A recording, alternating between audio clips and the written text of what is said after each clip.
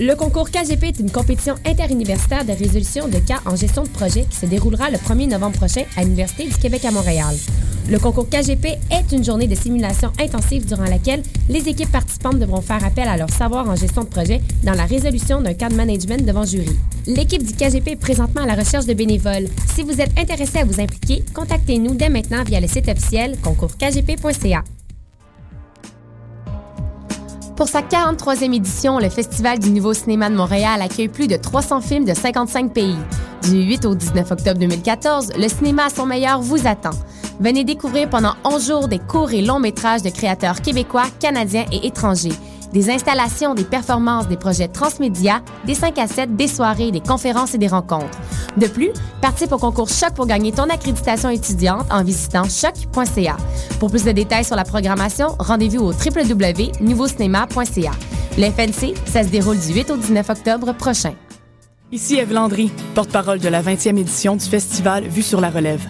T'es un jeune créateur et tu as un spectacle professionnel complet à proposer dans n'importe quelle discipline des arts de la scène? Tu as jusqu'au 26 octobre pour le soumettre à vuesurlarelève.com. Vue sur la relève aura 20 ans en 2015 et a servi de tremplin de diffusion au premier spectacle d'Alex Nevsky, Fred Pellerin, Carquois, Mélanie Demers et tant d'autres. Présenté par l'Auto-Québec en collaboration avec Québecor, le 20e festival Vue sur la relève se tiendra à Montréal du 7 au 18 avril 2015. Vous écoutez Choc pour sortir des ondes.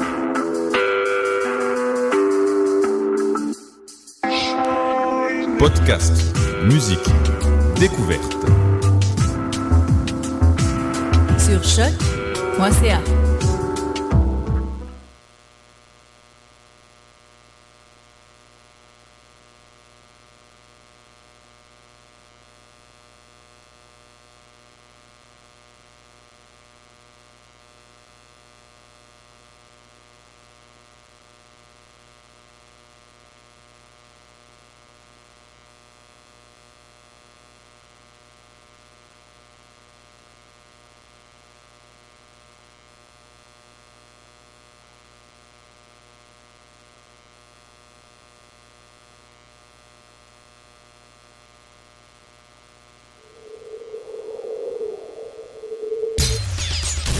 La fois où j'ai vendu des souliers.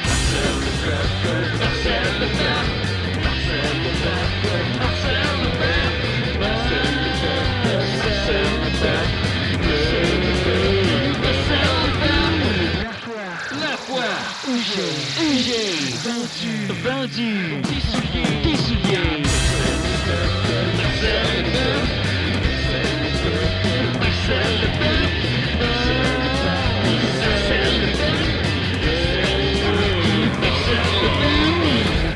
Où j'ai vendu des souliers, où j'ai vendu des souliers.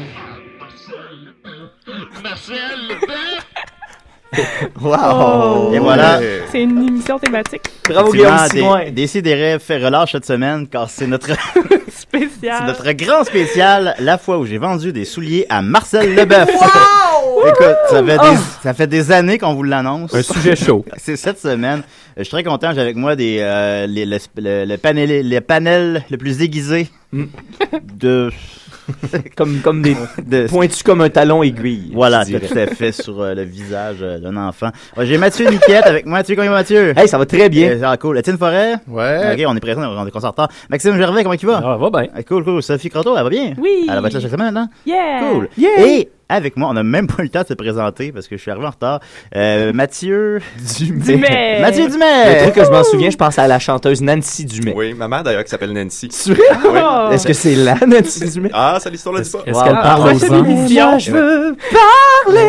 Mais on n'est pas là, on n'est pas là pour parler de Nancy Non. Dumais. Ça, c'est très vrai. Il veut pas nous dire, ça c'est Nancy Dumais. On est là, Mathieu Dumais, car il semble-t-il qu'il y a une fois où tu as vendu des souliers à Marcel Leboeuf. C'est exact? C'est... En fait, tout d'abord, je voudrais vous remercier de m'avoir invité ici ce matin. Ben, c'est nous qui C'est te remercions. notre honneur. Nous, Parce que, c'est Ben je oui. me sens extrêmement vraiment. privilégié de pouvoir partager cette histoire-là Ouais. à grande échelle parce que c'est une histoire. Lorsque je la raconte, les gens me disent cette histoire-là a changé ma vie. Vraiment, J'ai hâte. c'est incroyable. C'est vraiment. Préparez-vous à la maison. Ce qui est bien, c'est que ça a changé aussi la vie de Marcel Leboeuf. Ben, indubitablement, parce Incroyable. qu'on s'entend qu'une bonne chaussure, ça peut faire toute la différence dans ta journée. Aïe, Moi, je la aïe, connais aïe. pas, l'histoire, en fait. Puis c'est Maxime qui a dit, il faut qu'on fasse un spécial d'une heure là-dessus. Je peux pas croire que j'y avais pas pensé avant. Je pense que Max peut peut-être expliquer d'où ça vient. Peut-être que ça Moi, serait en plus fait, clair, parce le que, pourquoi à la du limite, comment ou... c'est Mathieu Dumais, ça te prend combien de temps à raconter ça? Là, Là, t'as 48 minutes à date. Ouais, ben, je vais devoir faire la version condensée. La Oh dernière my fois, je l'ai God. fait en 1h55. Ah non. Et ça s'est malheureusement terminé de façon abrupte parce que je me suis blessé à la toute fin. Ça a aurait terminé pu, dans un bain de sang. Ouais, tu t'es définitivement. blessé. Ouais, il y a Bon. eu beaucoup de sang. Bon, ok. Sa coupe a explosé Ah, dans sa il a main. fini. dangereux, là. Il faut dire qu'il a fini en se mâchant une coupe de vin, mais c'était dans l'émotion, là, je Oh, pense. oui, Puis mais c'est- il s'est tailladé la main assez sévèrement. Là. Il cicatrise en ce moment. Là. Mon Dieu, c'est Mais incroyable. là, Donc, ça peut aller n'importe où, là, ce show-là. Est-ce que c'est bien avisé de le laisser encore avec une coupe de vin en ce moment? Là? Je pense qu'on devrait peut-être lui enlever. Là. Non, mais donne-y ton Non, 40 on onces rapporte à ça. donne-y ton 40 onces à la place. Ouais, ok, c'est bon. Ben écoute, Mathieu, vas-y. Ben, j'aimerais commencer en fait en disant que Parfois, les voies des souliers sont impénétrables. Mais j'ai pour dire que lorsqu'on a le bon chausse-pied, on peut trouver chaussures à son pied.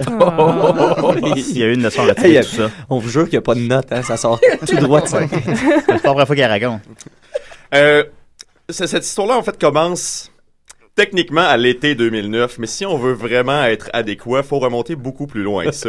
À l'été 2009, j'ai 25 ans. Je crois qu'il faudrait remonter au moins, si on veut être adéquat, lorsque j'étais en secondaire 4.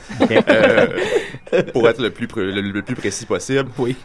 Donc 9 ans avant ça, à peu près. Environ, oui. Ça, c'est une histoire vraiment qui commence tôt dans ma vie. Parce que, cette histoire-là, c'est un peu comme la série How I Met Your Mother. Je ne sais pas si vous avez, connu. On sait qu'à la fin, il va rencontrer la mère. Mais ce qui est intéressant dans tout ça, c'est le processus. C'est le cheminement psychologique et spirituel par lequel il faut passer pour réussir à vendre la chaussure à Marcel Leboeuf. Eux, ça leur a pris 10 ans à raconter ça. Oui, c'est ça. Ouais. Je le fais seulement encore pour l'instant en 2 heures. Je pense un jour, ça pourrait prendre 10 ans. Ça pourrait effectivement prendre des proportions un peu plus élaborées. Je suis un jeune étudiant de secondaire 4. J'ai encore la vie devant moi, on s'entend. Et je dois, petit à petit, commencer à penser choix de carrière. Grand étape. Ouais, ça, c'est tough. À cet âge-là, c'est trop Ce qui n'est pas nécessairement, c'est ça, c'est un choix qui est difficile parce que tu considères, t'as 15, 16 ans peut-être, t'as à peine un permis de conduire, t'es tout heureux de conduire la voiture de tes parents, et il faut déjà que tu décides qu'est-ce que je vais faire dans ma vie jusqu'à ce que j'ai 60, 65 ans. Et là, j'embarque pas dans le débat de l'âge de la retraite qui ne finit plus de s'étirer. On te réinvitera. Oui, le spécial retraite. J'aimerais ça. Ouais. On va être encore là de toute façon. Donc, je suis en train de tranquillement décider quelle sera ma carrière future. Et là, j'hésite, je jongle avec les possibilités.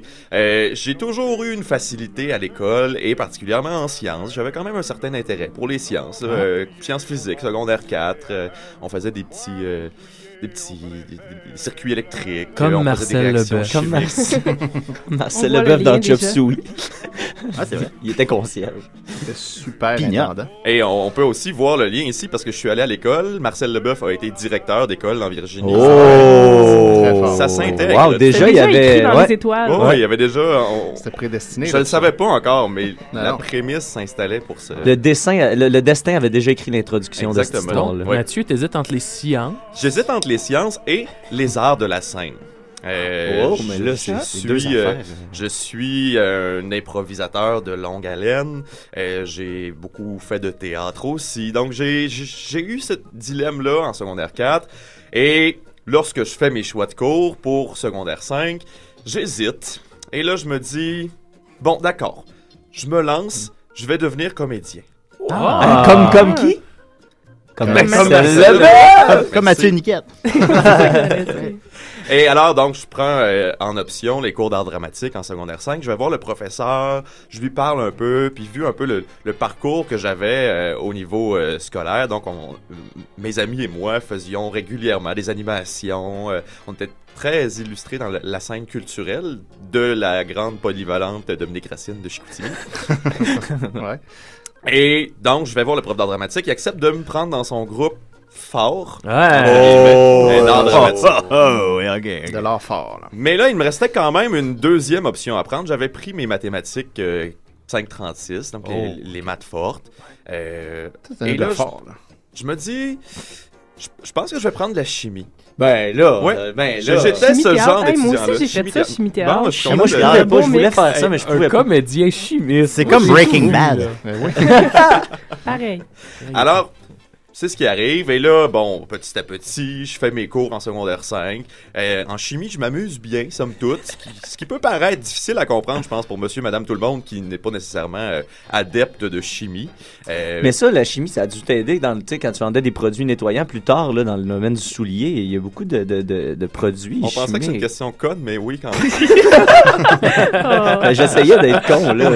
Ça n'a pas marché. C'est surprenant lorsque tu vends des chaussures, à quel point la minute où tu amènes du vocabulaire minimalement scientifique, les gens te croient sur parole, même si tu dis bullshit. Ouais, c'est ça. Je voulais pas le dire à la radio. Mais T'es en état vulnérable quand t'as besoin de souliers. Ben, je pense que oui. T'es nu-pied déjà. Moi, déjà. Prêt à tout. Tu peux pas aller nulle part. Donc, je fais ma chimie, ça se Ouais. déroule somme toute assez bien. Et parallèlement à ça, j'ai mon cours d'art dramatique où je me sens pas challengé. J'ai pas le... J'ai rapidement appris mon texte. Et là, ben, je sens que je traîne un peu comme les autres. C'est trop facile pour Ouais. toi. T'es trop bon pour L'enfer, Ben, c'est les autres. Hein. Ah, c'est ça, exactement. Faisiez-vous la cantatrice chauve? Non, on Et- faisait Ok. une pièce de Michel Tremblay, Les héros de mon enfance. Ah, Mais- pas mais les belles-sœurs. le pas les thrill belles-sœurs. d'être sur la scène, ça te suffit pas? D'être devant les gens? Mais le problème, c'est qu'en art dramatique secondaire 5, t'es sur la scène une fois Ouais, à la c'est fin de vrai, l'année. c'est ça. Voilà. Fait qu'il faut que t'endures les répétitions Ah, et ouais, les ouais. exercices. On est très vulnérable. Et sur on la va se le scène. dire, il faut que t'endures le monde qui sont pas bons. Ben, c'est un peu ça qui était difficile. C'est ça qui est que décourageant. Le professeur, l'enseignant, qui était un très très bon enseignant, avait quand même la pression de faire un groupe de 25-30 étudiants. Et malheureusement, c'était pas nécessairement des gens qui avaient tous, on va dire, la motivation d'être à l'endroit où ils étaient. C'est drôle parce que je t'écoute et on dirait que j'entends Marcel Leboeuf parler. Ça me fascine. On sent la passion. Ouais. Alors donc, je m'amuse bien en chimie. J'ai des fois moins de plaisir en art dramatique. Là, je me dis, bon, faudrait que je me reprenne en main. Il y a quelque chose. Je pense que j'ai un message. Il y a un message que l'école, que le système scolaire essaie de m'envoyer pour me dire, peut-être que tu serais plus à ta place en sciences. Ah, mais ça, c'est le gouvernement, ça, qui dit ça Mais indirectement. en même temps, là, on va pas entrer dans la théorie du complot. C'est certain qu'on pourrait en discuter longuement. En tout cas, moi, c'est ça que j'entends. Je pense que ce qui est important, c'est le choix que j'ai fait dans tout ça.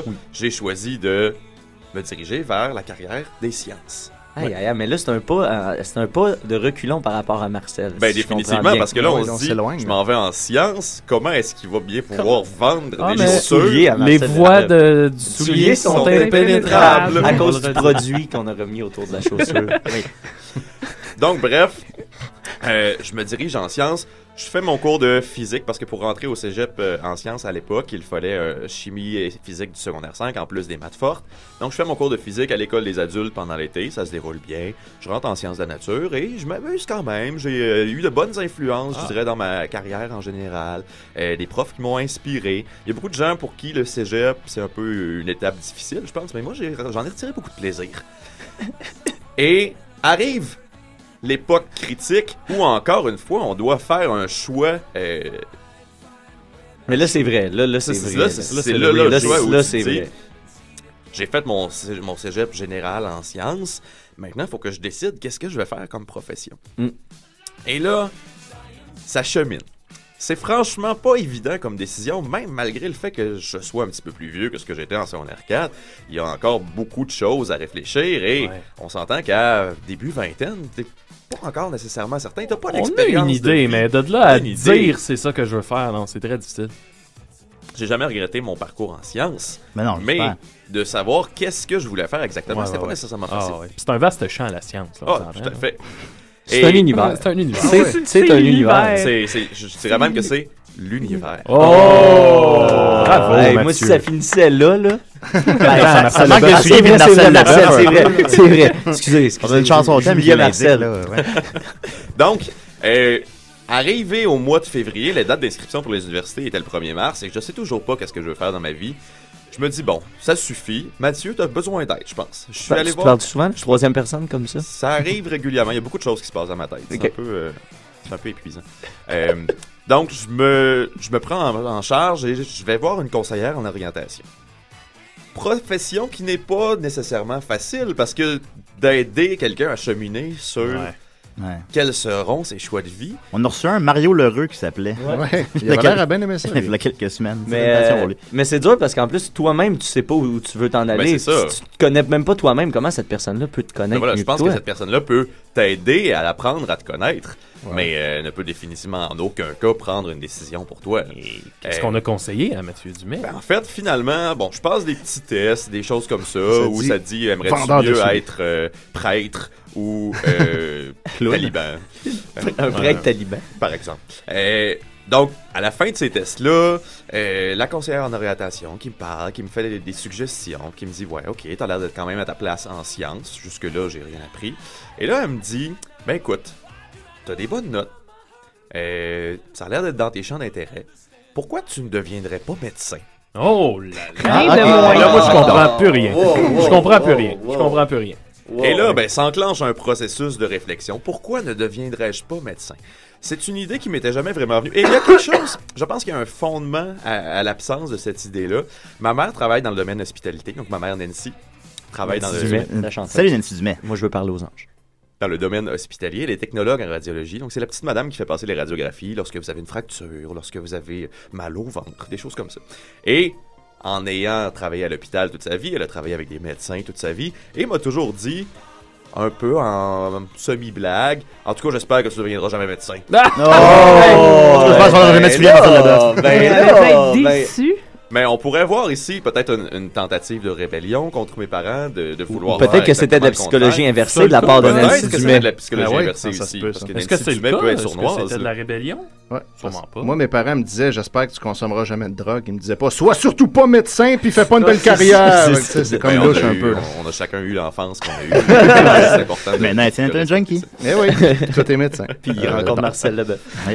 Donc, je me dis, bon, d'accord, ben pourquoi pas? Médecin. Alors, j'applique dans les différentes universités. Je suis accepté finalement à l'Université Laval, à l'Université de Sherbrooke, à l'Université de Montréal. Tout le monde te veut. Tout le monde me Tout veut. le monde te veut. Tout le monde voit en moi le potentiel d'un médecin. Mais tout le monde pense que t'es le fils à Nancy Dumais, puis à ce moment-là, c'est pas mal son Ben, vraisemblablement, son je pense prime, que ça a pu jouer dans la balance. J'imagine. Pas exclusivement mes capacités.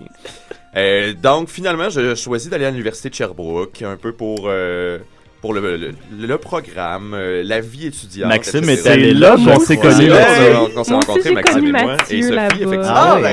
Sophie, avec qui j'ai fait du théâtre. Ben oui. Wow!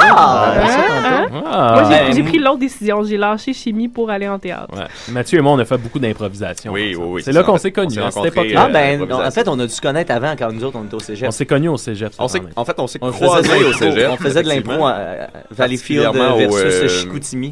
Au tournoi à Valleyfield, dont le nom le échappe. Le Tiers. Le Tiers. Et aussi un tournoi certain d'impro et concours de bande dessinée. Et un certain tournoi à Rivière-du-Loup également. Quand on regarde des vidéos... Puis là, Marcel Leboeuf... C'est là qu'il est arrivé, Marcel. Marcel Leboeuf est arrivé à ce moment-là. Pas exactement. Mais... Il arrive pas avant 30 minutes, Marcel. On passe quand même un point important où je suis rendu à Sherbrooke, ce qui va être un point tournant dans tout ce processus-là. Ouais. Alors, je fais mes études en médecine. Tout se passe, somme toute, relativement bien. Vie étudiante normale, je fais de l'improvisation, j'ai beaucoup de plaisir avec mes amis, je me crée un nouveau cercle social parce que tu arrives dans une nouvelle ville, tu rencontres de nouvelles personnes, tu as besoin de refaire ton réseau.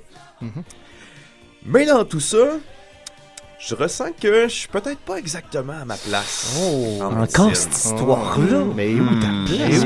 Est-ce qu'elle est la place à Mathieu? La place à Mathieu. Alors, je réfléchis à tout ça, petit à petit. Et première partie du programme de médecine, on est surtout sur les bancs d'école, on travaille dans nos livres, apprendre comment le corps humain fonctionne et qu'est-ce qui se passe lorsqu'il ne fonctionne pas. Donc, je chemine là-dedans, je suis comme, ça m'intéresse, mais... Je pense que j'avais un vide profond à l'intérieur de moi à combler. Vide qui allait peut-être se combler dans une autre circonstance. OK. Le poil. Puis là, Marcel Leboeuf tourne le coin. Prêt à combler des vides. Faut pas Ouvrir en chasse 2 roues. Y a-tu un vide ici? Éventuellement, je commence mes stages en médecine. Alors là, je suis vraiment sur les étages avec les patients. Je vois des patients. Je suis quand même supervisé par... un médecin, qu'on va appeler dans notre langage populaire un patron. Donc, on a toujours un patron qui est au-dessus de nous. Parfois des résidents qui sont des étudiants plus avancés dans leur Même Marcel Leboeuf a un patron, là. Il joue un patron également. Et à un moment donné, je me dis, OK, je fais mes stages, puis je sens que je traîne de la patte. Il y a quelque chose qui marche pas dans tout ça. Je prends le temps de m'asseoir avec une de mes patronnes, puis là, je lui jase de tout ça, et j'essaie de faire part de ce que je ressens par rapport à ça. Est-ce que je suis à ma place dans le domaine médical? Wow! Et un des plus sages conseils que j'ai eu dans ma vie, en fait, de cette femme, une radio-oncologue, qui est une femme vraiment extraordinaire, très, très proche des gens. Est-ce qu'on peut la nommer? Dr. Rachel Bugeaud. Hey. Salut, Rach! Si elle est à l'écoute, on la salue. Rach la snatch. Non. Elle écoute. Voilà, elle écoute plus maintenant. Elle vient de se déconnecter. La réponse était parce que non, son il mari faut pas le traitait des nommer. cancers de la vulve. Non, tu vois. Et elle, c'était une femme. Il arrive à rien pour rien. Bon, ben.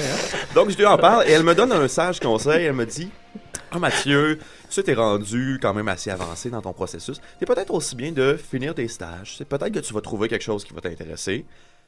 Peut-être que non. Mais d'une manière ou d'une autre, tu vas avoir un papier à la fin. Ouais. Et tu n'auras pas sur ta liste d'activités de vie un trou de quelques années avec rien en boulet. Alors, moi, j'ai fait ça. Mais je pense que je le regrette. C'est pas nécessairement une erreur. Pour certaines personnes, ça peut fonctionner. Mais je suis quand même une personne qui est relativement entêtée. Et j'ai la fâcheuse tendance à vouloir terminer systématiquement ce que j'ai commencé. Ce qui est pas si fâcheux. Ça dépend. Des fois, je m'entête. J'ai écouté une série télé l'autre jour. C'était pas bon. Ah, c'était quoi? Je veux pas choquer personne qui pourrait Non, aimer ça. fais-toi-en pas. J'ai écité The Mindy Project. Bon, ça a l'air ordinaire. C'est vraiment plate. Bon, ça a l'air poche. Puis tu l'as fini. Puis je l'ai fini. Ah, moi aussi, je fais ça, par exemple. Orgueil ben là, de les genre, gars. hey, je vais le passer. Mais je l'écoutais, puis j'étais comme, arc, ça marche pas, l'histoire, ça tient pas, le personnage est pas attachant. Puis en plus, c'est une gynécologue, fait que je pouvais critiquer tout le contenu médical qui se tenait pas. C'était pas une série avec Marcel Leboeuf, c'était pas Chop Suey. Non. Mais moi, j'ai 3 épisodes. Si j'ai écouté 3 épisodes, on dirait que je peux pas arrêter. Je suis obligé de le finir, même si je trouve ça. Ben, c'est ça. C'est pas mal ma Genre, barrière. claque, 3 épisodes. J'ai commencé d'autres séries où j'écoute 2 épisodes, puis je trouve ça insupportable. Fait que je me. Mais c'est ça. J'arrête avant qu'il soit trop tard, puis que je sois embarqué dans un processus. Mais penses-tu que si j'écoutais Mindy Project avec Marcel Leboeuf, Ben, je pense que n'importe quelle activité avec Marcel Leboeuf, ça la ajoute bonifie. quelque chose, Ouais. là, parce qu'on s'entend qu'il va te faire partager ses expériences de vie, puis il peut... Tu peux ne pas écouter la série, disons. C'est Quand ça. tu commences à écouter les Simpsons, ah non, c'est aux 26 saisons. C'est ça, alors, j'ai écouté 3 épisodes. Ça continue. Pogné. Donc, finalement, avec tout ça, avec toute cette histoire-là, je continue mes stages, et je chemine, et bon, j'ai un peu de difficulté, j'ai pas l'attitude du bon étudiant motivé qui sourit. À un moment donné, par exemple, j'ai un patron en psychiatrie qui me dit « Ah, on a un patient qui vient d'être admis. On pourrait le voir tout de suite ou demain matin. Qu'est-ce que tu préfères? » Il est rendu 5 heures, on est jeudi. C'est certain que je préfère le voir demain matin. Mais j'ai appris, suite à mon évaluation, que la bonne réponse aurait été « Oh, on va le voir tout de suite, ça va être intéressant. » Donc, un peu... C'était un piège. C'était un peu une question piège. Je suis vraisemblablement tombé dans le piège. Et, peut-être consciemment, peut-être. Peut-être consciemment, c'est ça. Je pense qu'il y a eu beaucoup d'actes manqués dans tout mon cheminement médical. Donc, ça continue comme ça. Finalement, je me laisse un peu avoir. J'embarque dans les processus pour appliquer à la résidence. Donc, c'est un peu la spécialisation. 2 ans si tu fais médecine de famille ou 5 ans si tu fais une spécialité. J'applique dans différentes choses. Finalement, je me ramasse à être pris en psychiatrie. Ce qui me surprend un peu, le jour où on a les annonces de qui est pris dans quoi, tout le monde est comme « Ah, Mathieu, t'es pris dans quoi finalement? » Moi de répondre « Ben, en psy, avec une face perplexe de... il est pas sûr. J'ai-tu vraiment Mon fait Dieu ça? qu'il est incertain, Mathieu. Une photo de la face qu'il va mettre sur Internet. C'est vraiment un processus d'incertitude. On sent que j'avais pas la confiance nécessaire en mon choix pour pouvoir surmonter, parce que c'est quand même une profession qui est assez... à la photo. assez exigeante. On s'entend, il faut vraiment avoir la passion. C'est vraiment une vocation, selon moi. Fait que là, Marcel arrive nu-pied. À 15 sacs à vidange sur le corps. Dans l'hôpital psychiatrique. Oui. Il a sauté sa fuse. Marcel. Puis il y a plein de noisettes. On se rapproche de plus en plus. On se rapproche. Est-ce que c'est nous qui se rapprochons de lui ou c'est lui qui se rapproche de nous? Je pense que c'est l'univers qui rapproche ces 2 éléments-là. Ok, je comprends. Et Marcel Leboeuf. Donc, continue mes stages. Et là, finalement, arrive un moment un peu plus difficile de tout ce processus-là. Moment où je fais un stage aux soins intensifs. C'est mon dernier stage de mon externat, donc de ce processus-là de stage avant d'embarquer dans la résidence et de me spécialiser. Et là, j'ai plusieurs patients donc, que je vois. Ça se passe somme toute assez bien. Il y a un patient, entre autres, qui est un jeune homme de 23 ans, qui est quand même relativement proche en âge de moi, qui a un problème au niveau du cœur, mais qui est somme toute assez stable. On attend simplement de le transférer. À ce moment-là, je suis en stage à l'hôpital de Saint-Hyacinthe. Et on attend de le transférer à l'Institut de cardio de Montréal pour qu'il y ait une procédure. C'est encore un peu obscur, on est encore en train de travailler sur son diagnostic, mais somme toute, le patient va bien. Je vais le voir, il nous parle, puis on sent qu'il est quand même relativement en forme. Il est là, il n'y a pas de problème majeur. Et là, je sors de sa chambre, je m'en retourne au poste des infirmières, écrire dans les dossiers, tout ça. Et là, quelques minutes après ça, il y a une infirmière qui va voir ce garçon-là, ressort de la chambre du patient en hurlant « On a un code! » Et ça, dans le jargon médical, ça veut dire on a un code bleu, on a un arrêt cardio-respiratoire et il faut le réanimer. Oui. Tout le monde se précipite au chevet du patient, donc on fait tout ce qu'on peut. On a le cardiologue, on a le médecin des soins intensifs, beaucoup d'infirmiers, des préposés. Il y a moi qui suis le stagiaire qui est un peu dépourvu. On masse le patient pour essayer de le réanimer. Il y a le cardiologue qui essaie de faire des ponctions dans le cœur. Je l'ai massé aussi. J'étais partiellement recouvert du sang de ce jeune homme-là. Et finalement, tristement, le jeune homme qui allait très très bien est décédé. Live, là, peu de temps après, live, là. T'as vu quelqu'un mourir? J'ai vu plusieurs personnes mourir. C'est comment ça? Comment on se sent? C'est vraiment perturbant. Ah, ok. C'est une expérience qu'on vit pas quand on voit la vie quitter quelqu'un, là. Mais c'est ça. Ça peut être très normal dans un contexte où, par exemple, un patient qui est aux soins palliatifs, qui a un cancer, que la vie n'en finit plus de quitter, ou à la limite, ça peut être presque un soulagement pour les proches. Mais dans ces circonstances-là, et je me rappellerai toujours du son que j'ai entendu, le médecin cardiologue est allé annoncer à la mère de ce patient-là que son fils venait de décéder, et le cri déchirant de la mère va toujours résonner à mes oreilles. J'entendrai toujours ce cri-là. Je pensais que c'était un autre patient qui allait mal, qu'il y avait quelque chose qui arrivait. Et quand j'ai réalisé ça, ça a déchiré le cœur. Sur l'étage, tout le monde avait les larmes aux yeux. Puis, si je peux me permettre, Mathieu, oui. Je sens que là, tu nous racontes ça, beaucoup d'émotions, mais on dirait que quelque chose venait de s'éteindre, mais que quelque chose venait de se réveiller en quelque part. Mais je pense que, aussi triste que ça puisse être, tout ce que j'ai pu vivre à l'hôpital a fait que j'ai grandi en tant qu'être humain. Moi, je le vois comme une mue. Hein? Il y a un peu de ça. On sort de la vieille peau. J'ai vécu la mort, j'ai vécu la vie aussi. Voilà. J'ai vu des accouchements, j'ai participé à des accouchements, ce qui est très, très émouvant dans un tout autre sens. Mais à travers tout ça, j'ai évolué. Et je pense qu'on peut dire que la chenille a fini par sortir de son cocon. Wesh! C'est bien drôle, cette image-là. Il y a encore de bonheur le matin. Wesh, il fait dégueu. Excusez-nous pour ceux qui sont en train de déjeuner. Et là, j'embarque pas dans les problèmes réels où il y a des chenilles qui sortent des plaies des gens. Ok, ça me dérange pas, ça. Non, ça, c'est correct, ça, c'est correct. Bon, donc, mais là, Mais donc, j'ai évolué dans tout ça, et suite à tout ce processus-là... Mais tu devais plus avoir envie de voir ça. J'avais plus vraiment envie d'être dans ce milieu-là. Il y a un pneumologue qui me raconte et qui me dit, tu sais, après des aventures comme ça, si t'es pas capable de dormir cette nuit, pop de la pile. Peut-être que tu passeras pas à travers ça. Ouais. La vie médicale. Et effectivement, j'ai très mal dormi cette nuit-là. Un peu à cause de l'émotion, mais un peu aussi à cause du cheminement psychologique de est-ce que je suis prêt à m'embarquer dans ça? Et là, on retourne à la question, est-ce que je suis à ma place? Mais voilà. Et où la place à Mathieu Dumais? Et petit à petit, j'ai pris du temps pour moi-même. J'avais des vacances un petit peu à cette période-là. Et là, j'ai pris le temps de réfléchir. J'ai été voir des gens. Et j'ai fini par décider... Une conférence de Marcel. Non. Il n'avait pas fait son pèlerinage encore à ce moment-là. On pose la question. Et c'est à ce moment-là que j'ai décidé, OK, la médecine, ça suffit pour moi. C'est terminé la médecine. On est en quelle année, là? On est en 2004. En 1942. 2008, pardon. 2008. Mais c'est ça, parce que moi, je t'ai connu à ce moment charnière entre la médecine et ce qui s'en vient. C'est à ce moment-là qu'on a fait du théâtre ensemble. Est-ce que tu réalisais tout ce qui brassait?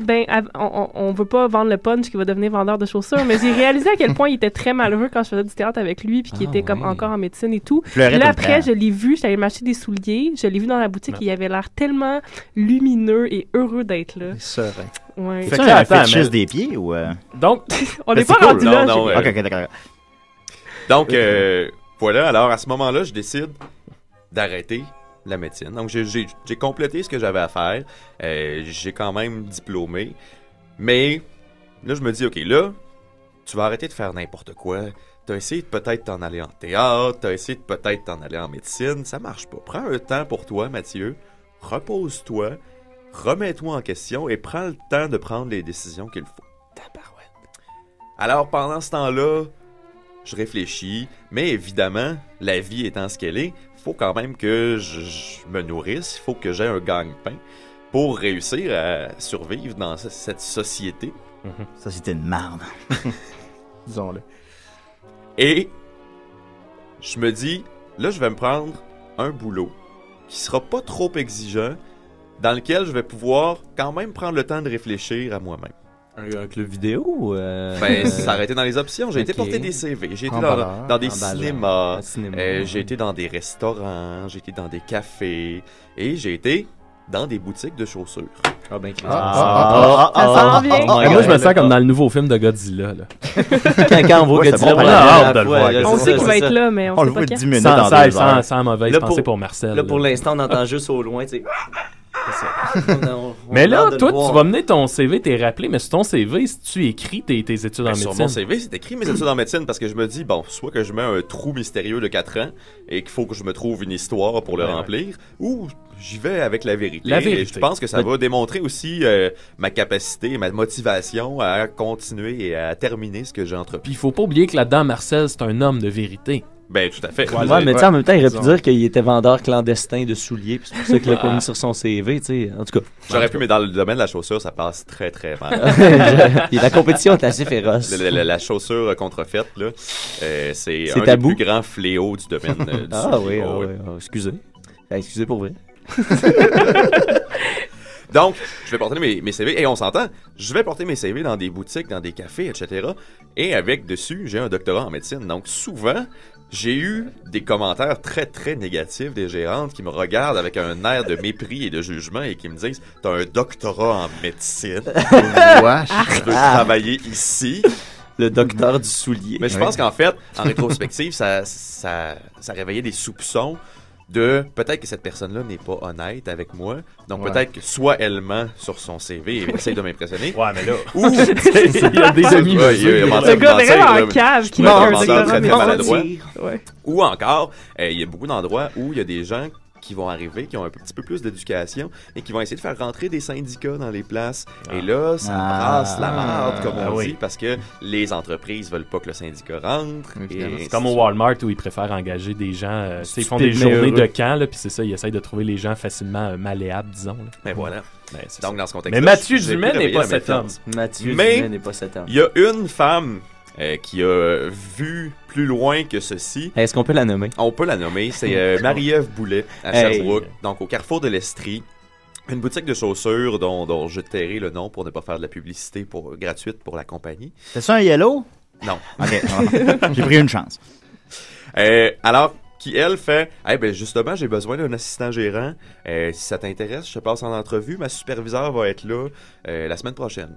Ou la semaine même. » Mais elle ne se sentait pas menacée par toi. Mais elle ne se sentait pas menacée. Je pense qu'elle a vu qu'en moi sommeillait quelqu'un de fondamentalement bon, dont la motivation à vendre des chaussures est pure et innocente. Alors, finalement, je passe l'entrevue, ça va bien, je suis engagé là. Et là, commence ma carrière officielle de vendeur de chaussures. C'est bon, ça. Alors, je commence les premières semaines, j'apprends un peu le rituel, j'apprends comment ça fonctionne, comment fonctionne le magasin, comment fonctionne la compagnie en général. Et c'est quand même impressionnant rentrer. La première fois où tu rentres dans un backstore, dans l'arrière-boutique d'un magasin de chaussures. Et moi, j'imagine qu'il y a plein de chaussures. Il y a des chaussures à perte de vue, il y a des étalages qui montent à plusieurs pieds dans les airs. Et c'est quand même très, très impressionnant de voir tout ça, les systèmes avec lesquels les chaussures sont classées. C'est quelque chose, différentes catégories. On s'entend qu'on ne classera pas les souliers à talons hauts à côté des ballerines. Donc, il y a vraiment... Là, c'est peut-être pas l'univers, mais c'est un univers. C'est définitivement un univers particulier avec lequel on n'est pas nécessairement familier. Et donc, à travers tout ça, j'apprends également la vente, on s'entend, parce que ça fait partie de ces choses que j'avais plus ou moins été en contact avec. On s'entend, on a tous déjà été dans un magasin. Oui, moi, ça m'est arrivé. Je m'en rappelle. Oui, je me souviens, c'est arrivé. Je s'acheter des souliers maintenant. Mais de passer de l'autre côté du comptoir caisse, c'est un autre univers. Ah, maintenant, je voulais voler à la caisse, j'ai fait ça. Mais tu réussis? Non, je suis poigné. J'ai fait 2 ans de prison. Hélas. C'est violer là-bas. Donc, dans tout ça, je commence à développer des habiletés, je suis assistant gérant, donc j'apprends à faire les différentes tâches et le magasin fonctionne très très bien, ça va bien. Ma gérante m'encadre bien et éventuellement, Donc, je rentre là à l'été 2008, environ au mois de juillet, mois d'août. Et rendu dans le temps des fêtes, il y a une boutique qui est une autre division de cette compagnie qui a besoin d'un gérant. Oh, la consécration. On gravit des consécration. Oui, définitivement. On a mis nos souliers à crampons, puis là, on monte la montagne. Et là, c'est les crampons. Je manifeste mon intérêt parce que je pense que c'est quand même quelque chose qui m'intéresse à ce moment-là d'avancer un peu plus parce que à un moment donné, être assistant gérant, tu finis par avoir fait le tour de ce que tu avais à apprendre et de ce que tu avais à grandir dans tout ça. Alors, je manifeste mon intérêt. Finalement, ils engagent quelqu'un d'autre. Je suis comme, bon, d'accord.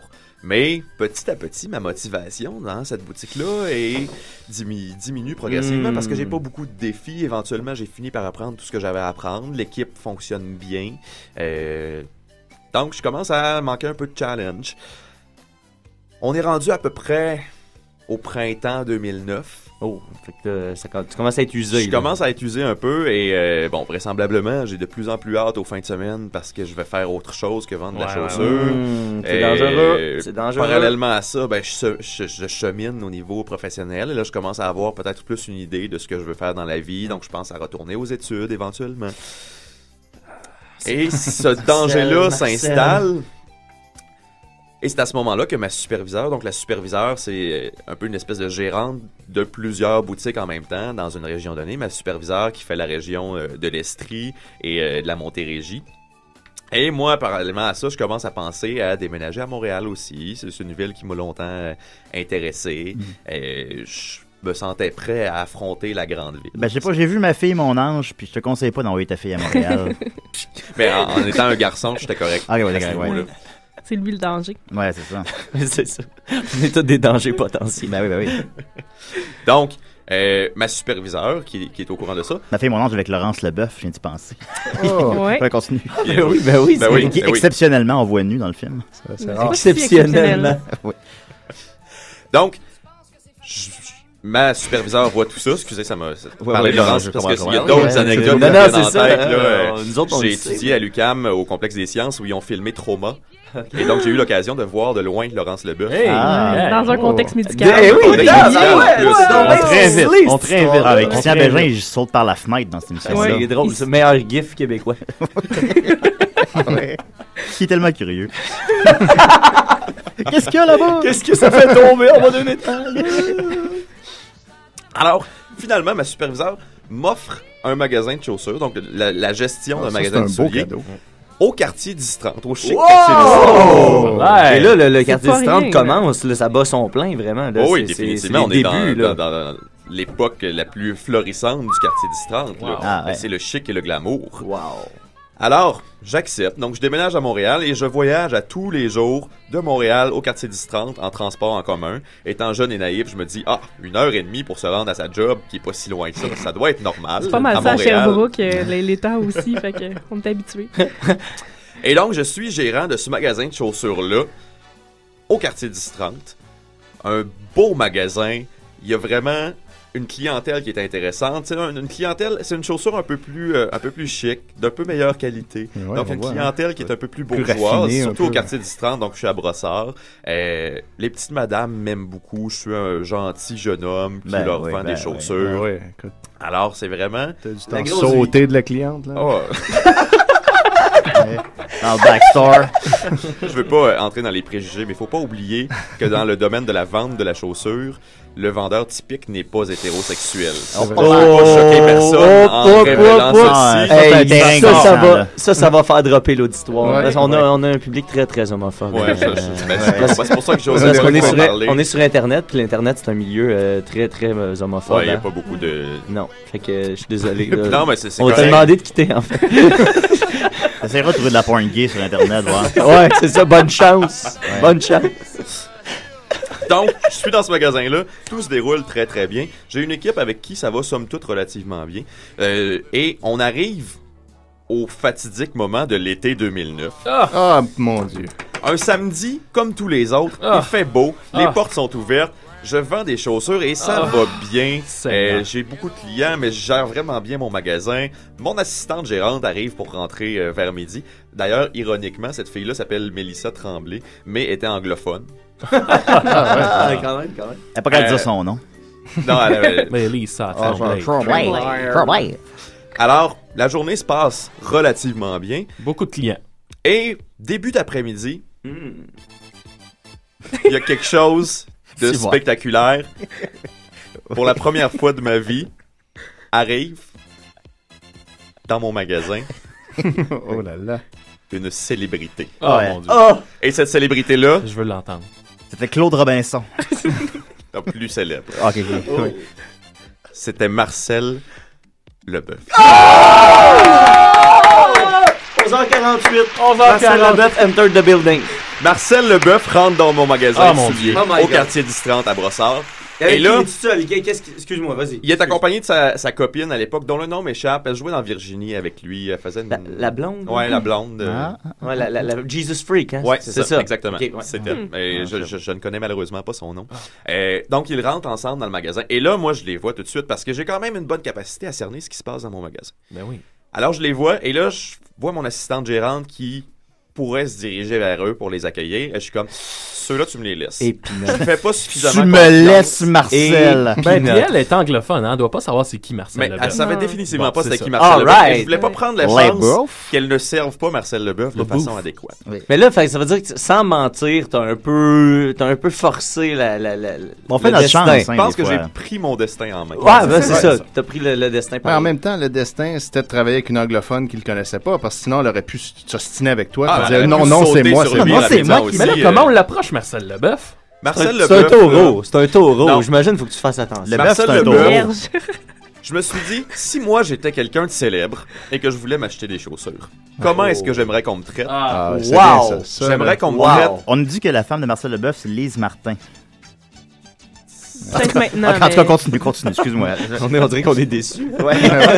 Ah bon? Ouais, oui. Donc je me suis dit, si moi j'étais Marcel Leboeuf, comment je voudrais qu'on me traite? Je voudrais qu'on me traite comme tous les clients. C'est vrai. C'est-à-dire oui, oui. avec un service à la clientèle impeccable, mais sans faire tout un tabac autour de ma situation. Exact. Mais tu penses pas, que dans un certain sens, tu veux quand même un peu savoir que la personne sait t'es qui. Ben je ne sais pas. Seul Marcel le sait, là. Mais j'ai pas nié son existence à Ok. aucun moment. OK. Mais j'ai Parce pas non que plus- si je peux me permettre, moi je pense que tu sais, il faut que tu réussisses à faire sentir à la personne, OK, je sais t'es qui, je sais ce qui se passe, mais je te ferai pas chier avec ça. Je pense que c'est encore plus... Ben, je pense qu'il y a quelque chose dans le contact visuel qu'on a eu qui a dit ça Ben, aussi. c'est là. ça. Tu voulais dire dans quoi tu Ça, l'as. c'est le sous-texte. Tu voulais ça. dire dans quoi tu l'as aimé, mais tu trouvais rien. Parce que ce qu'il faut savoir à la maison, c'est que Mathieu a l'œil très allumé, l'œil très intelligent. Tu sais, je pense qu'on peut Non. avoir des conversations sans mots. Fait qu'on. Tu dis quoi? Ben là, donc, Marcel Leboeuf rentre, et là, je lui dis « Bonjour, vous allez bien? Est-ce que vous cherchez quelque chose en particulier? » Évidemment, il me répond non, parce qu'on veut pas trop se faire achaler par les vendeurs. Parfait, je vous laisse regarder. Si vous avez des questions et quelque chose, gênez-vous pas. Oh, on laisse Marcel partir. wow. C'est bien ça. C'était ma stratégie Suis-moi, je de te vente. suis, suis-moi, je te Ben, suis. c'est Exactement. ça, c'est comme à la pêche. Hein. Faut Et que là, tu je le du laisse lousse. regarder les chaussures, et éventuellement, il me... Contact visuel, il a une chaussure dans les mains, il veut essayer quelque chose. Une espadrille de marque Skechers, dans les tons de kaki, bleu et blanc. C'est beau, ça. Somme toute un modèle assez populaire. Alors, je vais le Comment voir. ça? Vous laissez quelque chose? Oui, je vais dire, c'est ça dans le 8. Le 8? Oh! Porte Petit pied. pied, petit pied. Donc, de petits pieds. Petit pied. Moi Petit aussi. pied, grand talent. Oh! Bien dit. Alors, C'est ce qu'on dit, un petit pied grand talent. Ouais, ouais. Oui. exactement. Oui. Donc, Marcel Leboeuf me demande d'essayer ça. Je vais dans l'arrière-boutique et là, horreur, Il n'y a plus de 8. je n'ai plus de 8 dans mon cette Dieu. Il va changer de boutique, fais quelque chose! Mais j'ai Oui, plus le d'une cinquième. corde, j'ai plus une flèche à mon arc. Une Ah. corde à mon arc? Une corde. corde. Ouais. Corde, ouais. Merci. J'ai encore de ma guitare. Et plus d'une flèche dans ton carquois. Voilà. Je l'ai exactement le même modèle, mais dans une autre couleur, dans sa pointure. Alors là, je lui apporte et je lui dis, Audacieux. je l'avais pas dans la couleur que vous m'avez demandé. Je l'ai apporté dans l'autre couleur. Si vous voulez les essayer, on peut vous les commander dans l'autre couleur. Je vous les fais livrer directement chez vous, c'est gratuit. Wow. Je vais vous les porter en personne. Alors, il les essaie. Finalement, je retourne le voir. Je continue à servir mes autres clients pendant ce temps-là. Et je retourne voir Marcel yeah, Leboeuf. yeah. Et là, il me dit, ben, je vais les prendre dans cette couleur-là. Hey!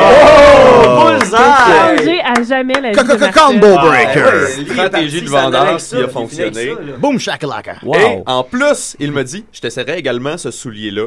Un soulier noir en cuir classique à lacet. Si je me rappelle bien du modèle, c'était le 21-8. 1 Yannick 98. Mais là, tu proposes ça de même, là, out of the blue. C'est lui qui me le demande. Ok, c'est lui. C'est lui qui me le demande. Il est charmé, là. Je te trouvais vraiment audacieux. boutique, et là, cette fois-ci, je l'ai dans sa pointure. Yes. Je lui fais essayer. Ça fonctionne. Merveilleux. Est-ce qu'il y a d'autres choses? Non. On va passer à la caisse. 2 paires. 2 paires de chaussures. Wow. Alors, on passe à la caisse. Je lui fais sa facture. C'est bien important de les protéger comme il faut. Vous mettez 3 couches de protecteur avant de les porter. Ah, le chimiste. Voilà, exactement. Il n'y a pas dit ça pour rien, là. Je fais mon pitch de vente comme d'habitude. Est-ce que vous en avez à la maison du protecteur? Ah oui, je suis correct, j'en ai pas besoin. Parfait. Un petit peu déçu. Mais je te prendrais une brosse pour les shiner. Brosse à chaussures. Et là, j'ai 2 paires de chaussures. Une du brosse. protecteur. Alors, est-ce que vous voulez que je vous mette ça dans un sac écologique réutilisable pour $1? Marcel, il y a le cœur sur la main. Il y a l'environnement sur le cœur. On va se le dire, il y a le portefeuille bien plein. On va se le dire. Alors, il accepte. Donc, 2 paires de chaussures, du protecteur, un sac écologique. Il me tend sa carte de crédit sur laquelle c'est écrit Marcel Leboeuf. Donc, j'ai la preuve indubitable que j'ai fait une transaction avec Marcel Leboeuf. C'est quoi la carte? Je me rappelle pas de la marque. Ça devait être une Mastercard. OK. Ça avait un look de Mastercard. OK, parfait. Ça pourrait être une Visa aussi. Tching. Donc, il me paye. Merci beaucoup. Bonne fin de journée. Il a l'air satisfait. Et il est en train de quitter. Et là... Bravo. Oh, non, attends, c'est pas la fin. On penserait que c'est la fin, mais non. Là, ça sonnait comme la fin. Et là, il est sur le bord de quitter, mais sa blonde qui voit une paire de chaussures marines à talons. Non. Il faut comprendre que dans le domaine de la chaussure, chez la femme, le soulier marine est quelque chose de rare, qui a été très très populaire dans les années peut-être 80, 90, mais qui est complètement disparu des tablettes. Et là, il y a une tendance à revenir. Sophie, as-tu des souliers marines? Pas des souliers dans l'eau, mais des souliers de course. Ah bon. C'est une de mes couleurs préférées. Donc, je dis, il te reste 5 minutes. Donc, si, c'est donc... On est là. Ah, ben j'aimerais peut-être ça, l'essayer. D'accord. Quelle grandeur je vous apporte? 8. 8 aussi. Oui. Mais 8 pour femmes et 8 pour hommes, c'est quand même... Excusez-moi. Donc, je vais le chercher, je l'ai à les essais, ça fonctionne. Je passe à la caisse. J'ai vendu donc au couple de Marcel Leboeuf 3 paires de chaussures. Le couple de l'air. Un protecteur et un sac écologique. Ils quittent, ils sont satisfaits et ils sont heureux. L'histoire se termine là? Non. On penserait que l'histoire se termine là. Mais il y a encore un élément qui est super important dans toute cette histoire-là. Sa carte de crédit. Il les a portés au gala artiste. Quelques années plus tard, je suis à la maison, je suis retourné aux études à ce moment-là, je fais mon bac en biologie. On est rendu en 2012. Puis là, tout ça, ça a l'air pour toi d'une histoire terminée là, dans ta tête. Ben, je pense que ça fait longtemps que j'ai mis ça dans le cahier des choses qui me fascinent, qui m'ont fait grandir, que j'ai beaucoup aimé, mais il n'y a plus de place pour écrire une histoire. T'as écrit fin en beau lettrage. Oui, définitivement. Mais il y avait un PS après cette fin-là. Je suis à la maison et j'ai des cours seulement l'après-midi, donc je me lève tard, je déjeune devant la télé. Et les jours de semaine à la télé, il n'y a pas grand-chose. Donc, s'il y avait de moins pire, c'était La Fosse aux Lyon à Radio-Canada. C'est honnête. J'allais à l'enregistrement une fois avec Nicolas de ça, je raconterai ça. Étiez-vous ça I? J'aimerais savoir aussi la version de Nicolas. Ben oui. Et là, qui n'est pas l'invité à la Fosse aux Lyon? Pas Marcel Leboeuf. Pas Marcel Leboeuf. Oh! La blonde de Marcel Leboeuf. Je pense que je vois où ça s'en va. Et je vous le donne. Qu'est-ce que la blonde de Marcel Leboeuf porte dans ses pieds? Est-ce que c'était Marine par hasard? Les souliers Marine. Ben non. Ben voyons donc. À la télé! À la télévision. Des années plus tard. Des années plus tard. Elle en était donc très satisfaite. C'est des bonnes chaussures. C'était définitivement des bonnes chaussures. Quand t'es prêt à mettre tes chaussures à la télé, c'est parce que t'es amant. Non, mais ça veut dire qu'elle s'est dit, j'ai une entrevue au Lyon ce matin, quelle paire de souliers je mets, puis tout de suite, ça a fait bang! Mathieu Dumais. Les souliers de Mathieu Dumais? Et c'est comme ça que j'ai vendu des souliers à Marcel Leboeuf. Et moi, Mathieu, maintenant, quelques années plus tard, c'est quoi cette histoire-là pour toi? Cette histoire-là, c'est devenu un peu... je pense que j'ai fondé tout mon système de valeurs sur cette histoire-là. Oui. C'est quelque chose qui te fait grandir. C'est des valeurs capitalistes, un peu. Non, mais il y a au-delà de ça, c'est l'homme qui se trouve. C'est le partage, c'est apprendre à respecter l'autre. J'ai respecté Marcel Leboeuf malgré son statut, et il a fait la même chose avec moi, malgré le fait que j'étais juste le petit vendeur de souliers et qu'il était une célébrité. Et lui a respecté son corps en achetant des souliers de qualité. Parfaitement. Est-ce que ça se peut, Mathieu, que pendant que dans cette transaction-là, il a vu tout ton passé que tu viens de nous expliquer, il a vu ça, et ça l'a amené un peu ce respect aspect-là. Mais mutuel j'aurais que jamais vous été aviez. la même personne. Si j'avais pas fait les choix que j'ai faits pour devenir médecin, j'aurais pas eu à prendre une pause de vie et vendre la chaussure. Si j'avais pas des connaissances en sciences, j'aurais pas pu aussi bien présenter mes produits d'entretien. J'aurais pas eu les connaissances nécessaires pour parler des textures du cuir, du vernis, de la résistance physique, de la semelle de la chaussure, des forces qui sont appliquées à cette semelle-là. Donc, si on se dit, si c'était pas toi qui étais là cette journée-là, il y aurait peut-être eu une paire de souliers vendus, peut-être même aucune paire. C'est pas impossible. Si j'avais pas eu les aptitudes que j'ai, si j'avais pas eu l'humilité de me dire, j'aimerais ça être en contact avec cette célébrité-là, mais faut que je prenne sur moi et que je le traite comme un autre client. Si j'avais été agressant, jamais aller l'autre bord de la probablement jamais Liliane n'aurait vu ses souliers à talons. Je repense au jeune Mathieu, secondaire 4, qui hésite entre chimie et théâtre, qui là finit par vendre des souliers à Marcel Leboeuf. Je serais jamais douté de ça, mais je pense que c'est... Puis à la question, elle est où la place à Mathieu Dumais, là? On l'a-tu trouvé la réponse, vous pensez? Hein? La place à Mathieu Dumais, elle est définitivement dans les pieds de Marcel Leboeuf. Bravo. Ben écoute, merci tout le monde. Mais si on n'avait pas commencé 10 minutes en retard, on aurait pu répondre à toutes les questions. Oui, je sais. Ben oui, le cadran d'Iris. Alors voilà. C'est la faute à Iris. C'est la faute à Iris qui nous écoute pas. Merci tout le monde, mais surtout merci Mathieu Dumais. Wow. Merci beaucoup à vous. Merci Marcel Leboeuf. Ça fait du bien que ça soit sorti enfin cette histoire-là. J'espère que vous avez grandi autant que nous. J'espère que vous allez retirer des leçons de tout ça. C'était la fois où tu as vendu des souliers à Marcel Leboeuf. On espère que ça va se rendre jusqu'à Marcel. Voilà. Ça serait malade. La fois où j'ai vendu des souliers.